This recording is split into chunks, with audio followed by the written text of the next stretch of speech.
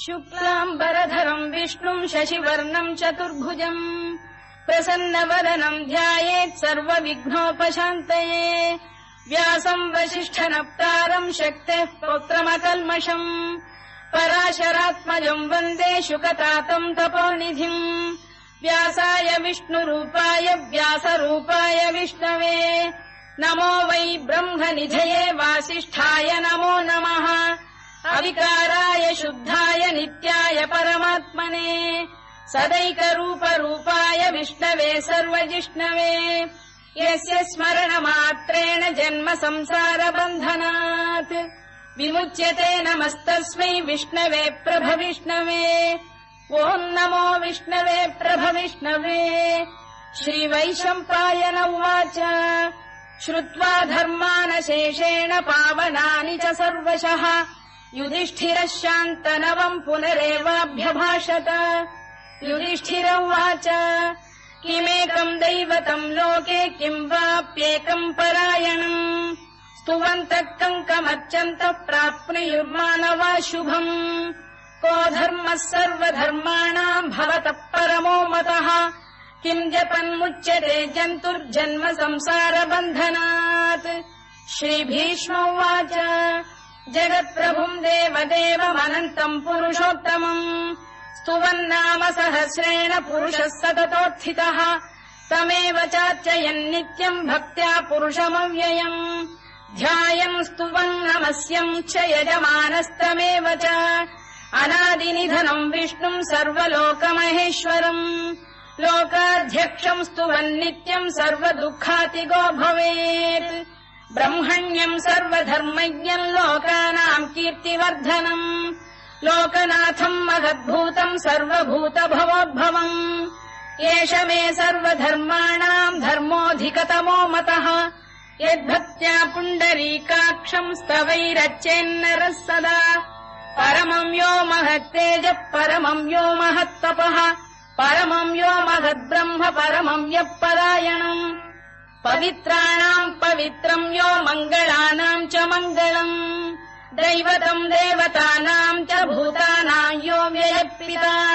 यतः सर्वाणि भूतानि भवन्त्यादियुगागमे यस्मिंश्च प्रलयम् यान्ति पुनरेव युगक्षये तस्य लोकप्रधानस्य जगन्नाथस्य भूपते विष्णोर्नाम सहस्रम् मे शृणु पापभयापहम् यानि नामानि गौणानि विख्यातानि महात्मनः ऋषिभिः परिगीतानि तानि वक्ष्यामि भूतये ऋषिर्नाम्नाम् सहस्रस्य वेदव्यासो महामुनिः छन्दोऽनुष्टुप् तथा देवो भगवान् देवकीसुतः अमृतांशुद्भवो बीजम् शक्तिर्देवकी नन्दनः त्रिसामाहृदयम् तस्य शान्त्यर्थे विनियुज्यते विष्णुम् जिष्णुम् महाविष्णुम् प्रभविष्णुम् महेश्वरम् अनेकरूपदैत्यान्तम् नमामि पुरुषोत्तमम् अस्य श्रीविष्णोर्दिव्यसहस्रनामस्तोत्रमहामन्त्रस्य श्रीवेदव्यासो भगवान् ऋषिः अनुष्टुप्छन्दः श्रीमहाविष्णुः परमात्मा श्रीमन्नारायणो देवता अमृतांशुद्भवो भानुरिति बीजम् देवकी नन्दन श्रेष्ठेति शक्तिः उद्भवः क्षोभणो देव इति परमो मन्त्रः शङ्खबृन्नन्दकी चक्रीति कीलकम् शार्ङ्गधन्वा गदाधर इत्यस्त्रम् रथाङ्गपाणिरक्षोभ्य इति नेत्रम् त्रिसामासामजः सामेति कवचम् आनन्दम् परब्रह्मेति योनिः ऋतुः सुदर्शनकाल इति दिग्बन्धः श्रीविश्वरूप इति ध्यानम् श्रीमहाविष्णुप्रीत्यर्थे सहस्रनाम जपे विनियोगः ध्यानम् क्षीरोदन्वत्प्रदेशे शुचिमणिविलसत्सैकते मौक्तिकानाम् माला क्लुप्तासनस्थस्फटिकमणिनिभैर्मौक्तिकैर्मण्डिताङ्गः शुभ्रैरभ्रैरदभ्रैरुपरि विरचितैर्मुक्तपीयूषवर्षैः आनन्दीन पुनीयादरिनलिन गदा शङ्खपाणिर्मुकुन्दः भूः पादौ यस्य नाभिर्विहदसुरनिलश्चन्द्रसूर्यौ च नेत्रे कर्णावाशा शिरोद्यौर्मुखमपि दहनो यस्य वास्तेयमब्धिः अन्तस्थम् यस्य विश्वम् सुरनरखगो भोगि गन्धर्वदैत्यैः चित्रम् रम्यते तम् त्रिभुवन वपुषम् विष्णुमीशम् नमामि। ॐ नमो भगवते वासुदेवाय। शान्ताकारम् भुजगशयनम् पद्मनाभम् सुरेशम् विश्वाधारम् गगनसदृशम् मेघवर्णम् शुभाङ्गम् लक्ष्मीकान्तम् कमलनयनम् योगिहृद्ध्यानगम्यम् वन्दे विष्णुम् भवभयहरम् सर्वलोकैकनाथम् मेघश्यामम् पीतकौशेयवासम् श्रीवत्साङ्कम् कौस्तुभोद्भासिताङ्गम् पुण्योपेतम् पुण्डरीकायताक्षम् विष्णुम् वन्दे सर्वलोकैकनाथम् नमः समस्तभूतानामादिभूताय भूभृते अनेकरूपरूपाय विष्णवे प्रभविष्णवे सशङ्खचक्रम् सकिरीटकुण्डलम् सपीतवस्त्रम् सरसीरुहेक्षणम् सहारवक्षस्थलशोभिकौस्तुभम् नमामि विष्णुम् शिरसा चतुर्भुजम् छायायाम् पारिजातस्य हेमसिंहासनोपरि आसीनमम्बुदश्याममायताक्षमलङ्कृतम् चन्द्राननम् चतुर्बाहुम् श्रीवत्साङ्कितवक्षसम् रुक्मिणी सत्यभामाभ्याम् सहितम् कृष्णमाश्रये।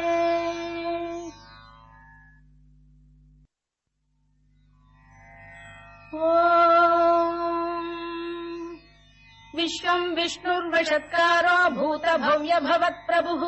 भूतकृद्भूतवृद्भावो भूतात्मा भूतभावनः भूतात्मा परमात्मा च मुक्तानाम् परमागतिः अव्ययः पुरुषः साक्षी क्षेत्रज्ञोऽक्षर एव च योगो योगविदाम् नेता प्रधानपुरुषेश्वरः नारसिंहवपुः श्रीमान् केशवः पुरुषोत्तमः सर्वः शर्वः शिवस्थाणुर्भूतादिर्निधिरव्ययः सम्भवो भावनो भर्ता प्रभवः प्रभुरीश्वरः स्वयम्भूः शम्भुरादित्यः पुष्कराक्षो महास्वनः अनादिनिधनो धाता विधाता धातुरुत्तमः अप्रमेयो ऋषिकेशः पद्मनाभोऽमरप्रभुः विश्वकर्मा मनुस्पष्टा स्थविष्ठस्थविरो ध्रुवः अग्राह्यः शाश्वतः कृष्णो लोहिताक्षप्रदर्दनः प्रभूतस्त्रिककुब्धाम पवित्रम् मङ्गलम् परम् ईशानप्राणदप्राणो ज्येष्ठः श्रेष्ठः प्रजापतिः हिरण्यगर्भो भूगर्भो माधवो मधुसूदनः ईश्वरो विक्रमी धन्वी मेधावी विक्रमक्रमः अनुत्तमो दुराधर्ष्य कृतज्ञकृतिरात्मवान् सुरेशः शरणम् शर्म विश्वरेता प्रजाभवः अधः संवत्सरो व्यालप्रत्ययः सर्वदर्शनः अजः सर्वेश्वरः सिद्धः सिद्धिः सर्वादिरच्युतः वृषाकपिरमेयात्मा सर्वयोगविनिसृतः वसुर्वसुमनः सत्यः समात्मा संमितः समः अमोघः पुण्डरीकाक्षो वृषकर्मा वृषाकृतिः रुद्रो बहुशिरा बभ्रुर्विश्वयोनिः शुचिश्रवाः अमृतः शाश्वतस्थाणुर्वरारोहो महातपाः सर्वगः सर्वविद्भानुर्विश्वक्सेनो जनार्दनः वेदो वेदविदव्यङ्गो वेदाङ्गो वेदवित्कविः लोकाध्यक्षः सुराध्यक्षो धर्माध्यक्षकृताकृतः चतुरात्मा चतुर्व्यूहश्चतुर्दंष्टश्चतुर्भुजः भ्राजिष्णुर्भोजनम् भोक्ता सहिष्णुर्जगदादिजः अनघो विजयो जेता विश्वयोनिः पुनर्वसुः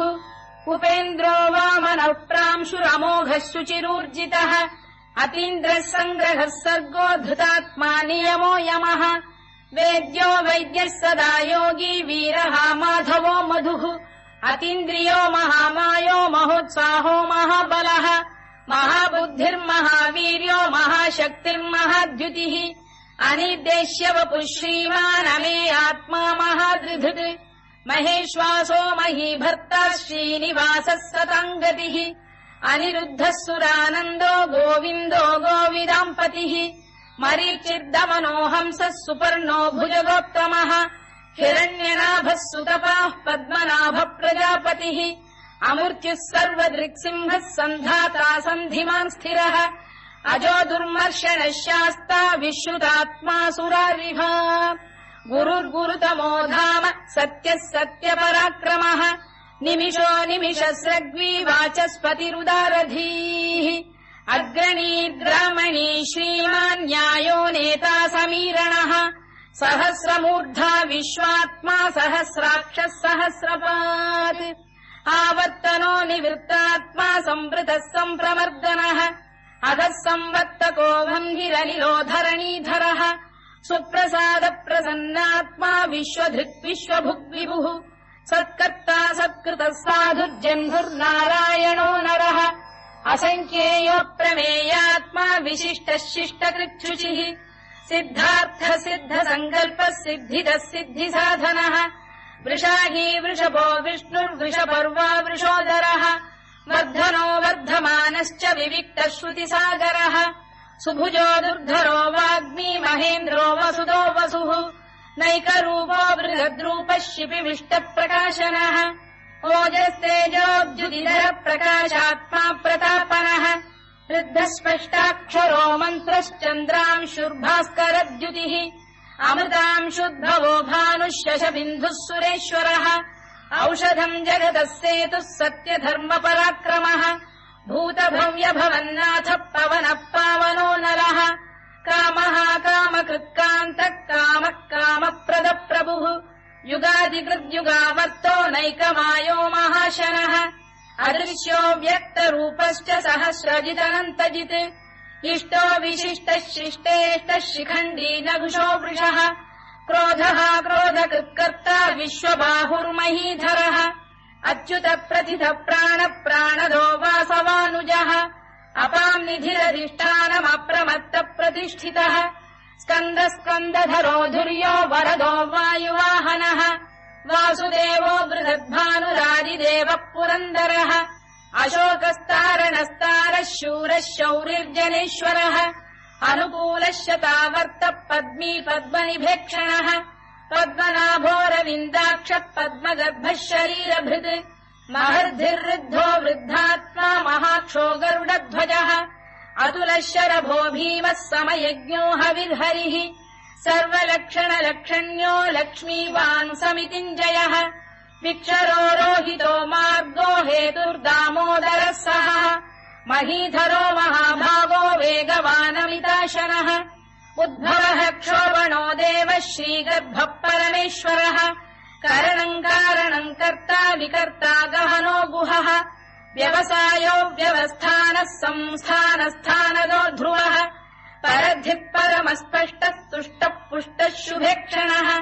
रामो विरामो विरतो मार्गो नेयोनयोनयः वीरः शक्तिमताम् श्रेष्ठो धर्मो धर्मविदुत्तमः वैकुण्ठः पुरुष प्राण प्राणद प्रणव पृतुः हिरण्यगर्भः शत्रुघ्नो व्याप्तो वायुरभोक्षजः ऋतुः सुदर्शनकार परमेष्ठी परिग्रहः उग्रः संवत्सरो दक्षो विश्रामो विश्वदक्षिणः विस्तारस्थावरस्थाणुप्रमाणम् बीजमव्ययम् अर्थोऽनर्थो महाकोशो महाभोगो महाधनः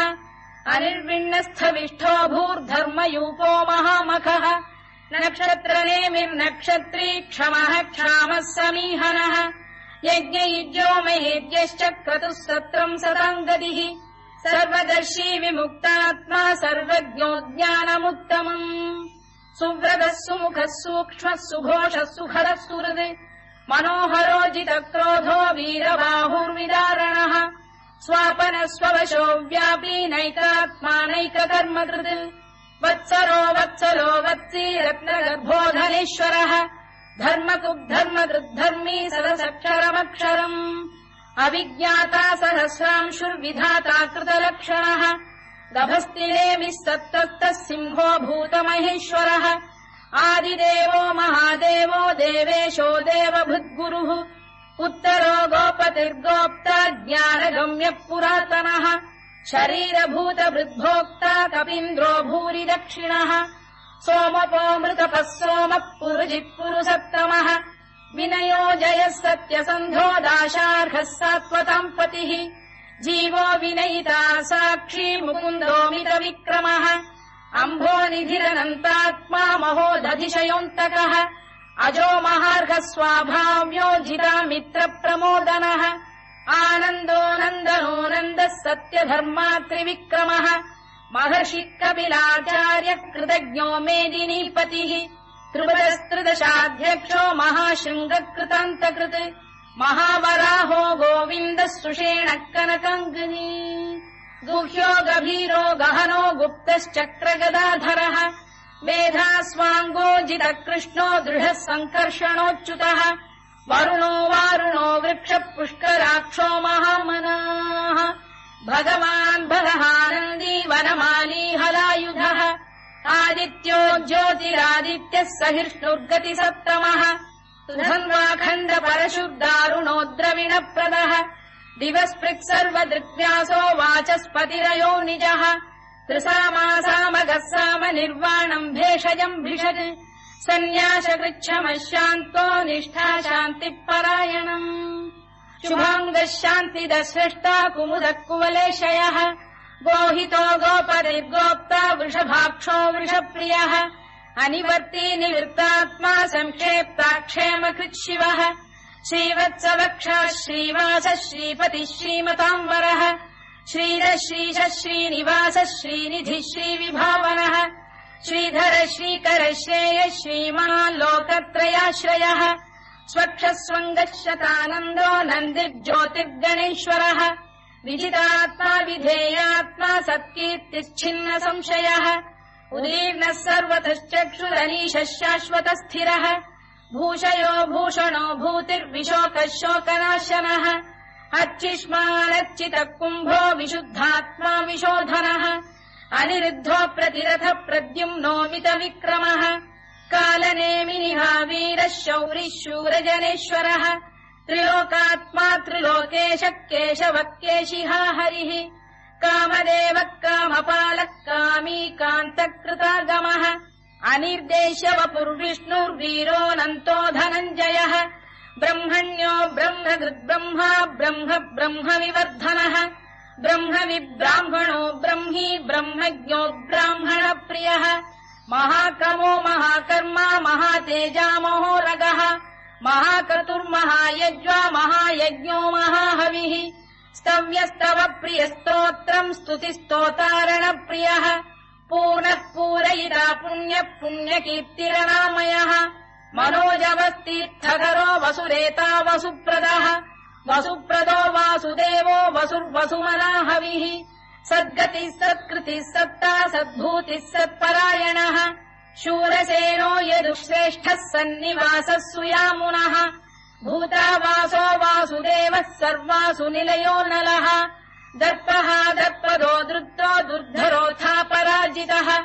विश्वमूर्तिर्महामूर्तिर्दीप्तमूर्तिरमूर्तिमान् अनेकमूर्तिरव्यक्तः शतमूर्तिः शताननः एकोनैकः सवक्कः किम् यत्तत्पदमनुत्तमम् लोकबन्धुर्लोकनाथो माधवो भक्तवत्सलः सुवर्णवर्णो हेमाङ्गो वराङ्गश्चन्दनाङ्गदी वीरः विषमः शून्यो घृता शीरचरश्चरः अमानी मानदो मान्यो लोकस्वामी त्रिलोकधृत् सुमेधा मेधजो धन्यः सत्यमेधाधराधरः तेजो वृषोद्युतिधरः सर्वशत्रुभृताम्बरः प्रग्रहो निग्रहो व्यग्रो नैकशृङ्गो गदाग्रजः चतुर्मूर्तिश्चतुर्बाहुश्चतुर्व्यूहश्चतुर्गतिः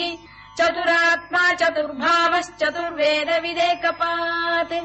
समावर्तो निवृत्तात्मा दुर्जयो दुरतिक्रमः दुर्लभो दुर्गमो दुर्गो दुरावासो दुरारिः शुभाङ्गो लोकसारङ्गः सुतन्तु वर्धनः इन्द्रकर्मा महाकर्मा कृतकर्मा कृतागमः उद्भवः सुन्दरः सुन्दरो रत्ननाभः सुलोचनः अर्को वाजसनः शृङ्गी जयन्तः सर्वविजयी सुवर्णबिन्दुरक्षोभ्यः सर्ववागीश्वरेश्वरः महाह्रदो महागर्तो महाभूतो महानिधिः कुमुदः कुन्दरः कुन्दः पर्जन्यः पावनो निलः अमृताशोऽमृतवपुः सर्वज्ञः सर्वतोमुखः सुलभः सुव्रतः सिद्धः शत्रुजिच्छत्रुतापनः न्यग्रोधोदुम्बरोश्चतश्चाणूरान्ध्रैषूदनः सहस्रार्चिः सप्तजिह्वः सप्तैधाः सप्तवाहनः अमूर्तिरनघोचिन्त्यो भयगृद्भयनाशनः अणुबृहत्कृशस्थूलो गुणभृन्निर्गुणो महान् अधृतस्वधृतस्वास्य प्राग्वंशो वंशवर्धनः धारभृत्कथितो योगी योगीशः सर्वकामदः आश्रमश्रमणः क्षामः सुपर्णो वायुवाहनः धनुर्धरो धनुर्वेदो दण्डो दमयिता दमः अपराजितः सर्वसहो नियन्ता नियमो यमः सत्त्ववान् सात्विकः सत्यः सत्यधर्मपरायणः अभिप्रायप्रियार्होरः प्रियकृत्प्रीतिवर्धनः विहाय सगतिर्ज्योतिः सुरुचित्पुतभुग्विभुः रविर्विरोचनः सूर्यः सवितारविलोचनः अनन्तो हुतभुग्भोक्ता सुखदो नैकजोऽग्रजः अनिर्विण्णः सदामर्षी लोकाधिष्ठानमद्भुतः सनात्सनातनतमः कपिलः कपिरव्ययः स्वस्तिदः स्वस्तिकृत् स्वस्ति स्वस्तिभुक् स्वस्ति दक्षिणः अरौद्रः कुण्डली चक्री विक्रम्यूर्जितशासनः शब्दातिकः शब्दसः शिशिरः शर्वरीकरः अक्रूरपेशलो दक्षो दक्षिणः क्षमिणाम्बरः विद्वत्तमो वीतभयः पुण्यः श्रवणकीर्तनः उत्तारणो दुष्कृतिः पुण्यो दुःस्वप्ननाशनः वीरः रक्षणः सन्तो जीवनः पर्यवस्थितः अनन्तरूपोऽनन्तः श्रीर्जितमन्युर्भयापहः चतुरश्रो गभीरात्मा विदिशो व्यादिशो दिशः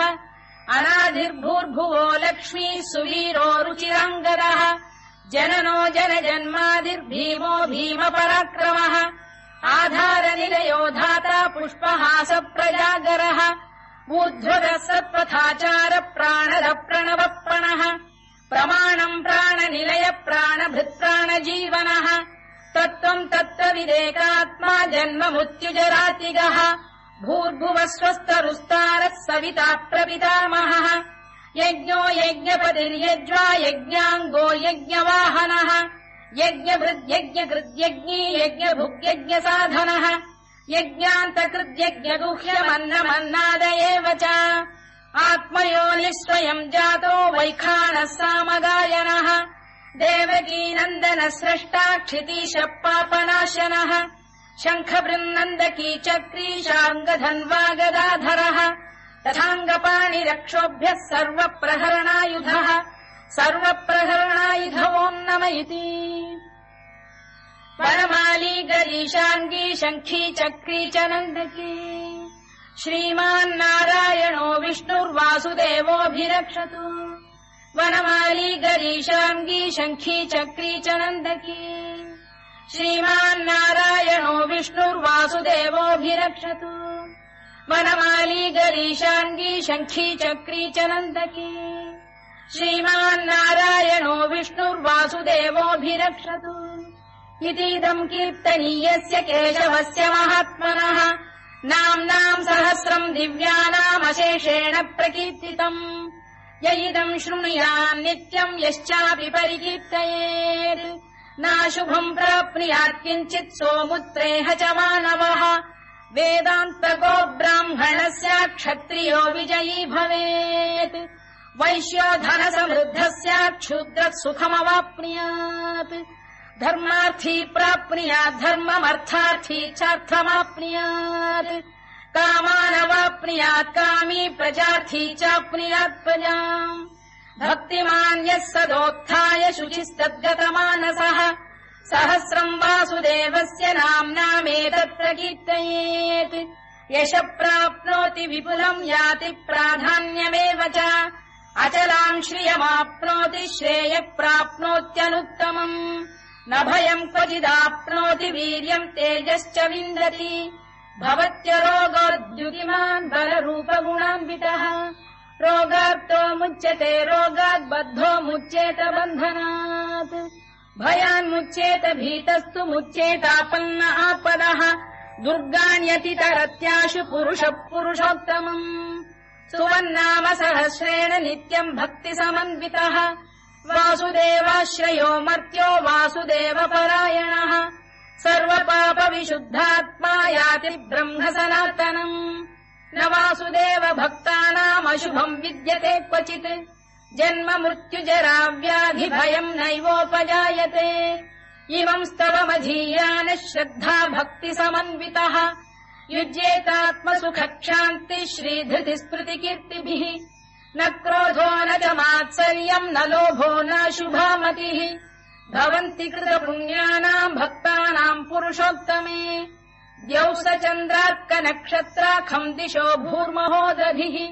वासुदेवस्य वीर्येण विधृतानि महात्मनः ससुरासुरगन्धर्वम् स यक्षोरगराक्षसम् जगत्वशे वर्ततेदम् कृष्णस्य सचराचरम्